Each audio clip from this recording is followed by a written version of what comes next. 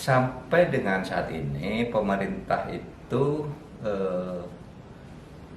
menganggap belum ada kasus KLB Partai Demokrat, ya, Kongres luar biasa. Karena kan kalau KLB mestinya ada pemberitahuan resmi sebagai KLB, pengurusnya siapa, sehingga yang ada di misalnya di Medan itu kita anggap ya sebagai temu kader yang itu tidak bisa dihalangi.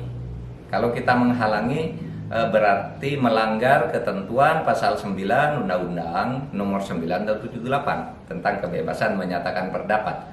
Di situ dikatakan bahwa boleh orang berkumpul mengadakan rapat umum gitu asalkan memenuhi syarat-syarat tertentu. Syaratnya apa?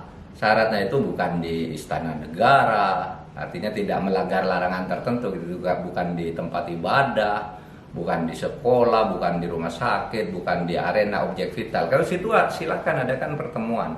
Sehingga kalau ditanya apakah sah KLB di Medan atau di Deli Serdang Medan, bagi pemerintah kita tidak bicara sah dan tidak sah sekarang karena bagi pemerintah belum ada secara resmi laporan tentang KLB itu. Jadi tidak ada masalah hukum sekarang. Pengurusnya yang resmi di kantor pemerintah itu adalah AHY. Ya, AHY putra Susilo Bambang Yudhoyono.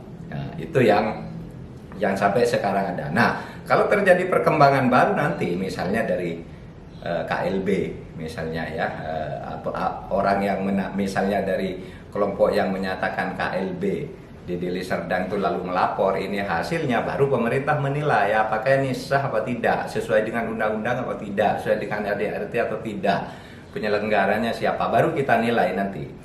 Nanti pemerintah akan memutuskan, oh ini sah, ini tidak sah, dan seterusnya. Nah, nanti silahkan pemerintah akan berpedoman pada aturan-aturan itu. Jadi begini saudara, kalau ada masalah internal partai seperti itu, pemerintah memang dihadapkan pada serba sulit untuk bersikap.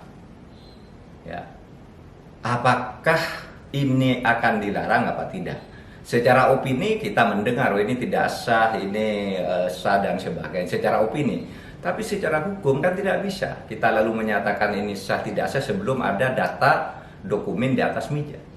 Nah, oleh sebab itu ini juga terjadi dulu pada tahun 2002 Pak Motori Abdul Jalil misalnya mengambil alih PKB dari kelompoknya Gus Dur. Presiden Megawati tidak bisa berbuat apa-apa, bukan tidak mau, tidak bisa melarang karena ada undang-undang yang tidak boleh melarang orang berkumpul gitu. Kecuali jelas-jelas menyatakan melakukan sesuatu yang dilarang oleh hukum, dia mereka berkumpul sebagai suatu kelompok masyarakat. Sehingga pada waktu itu Bu Mega juga membiarkan Motori pegang PKB, tapi akhirnya di pengadilan kalah. Pada zaman Pak SBY sama, Pak SBY juga tidak melarang ketika misalnya ada dualisme PKB yang muncul ya di Parung dan di mana-mana di Ancol. Pak SBY juga tidak melakukan apa-apa, dibiarkan serahkan ke pengadilan kan gitu. Akhirnya pengadilan yang memutus gitu. Jadi sama kita, dan yang akan datang pemerintah pun tidak boleh loh kalau ada orang internal lalu ribut lalu mau dilarang. Seharusnya partai sendiri yang solid di dalam jangan sampai pecah. Jadi begitu.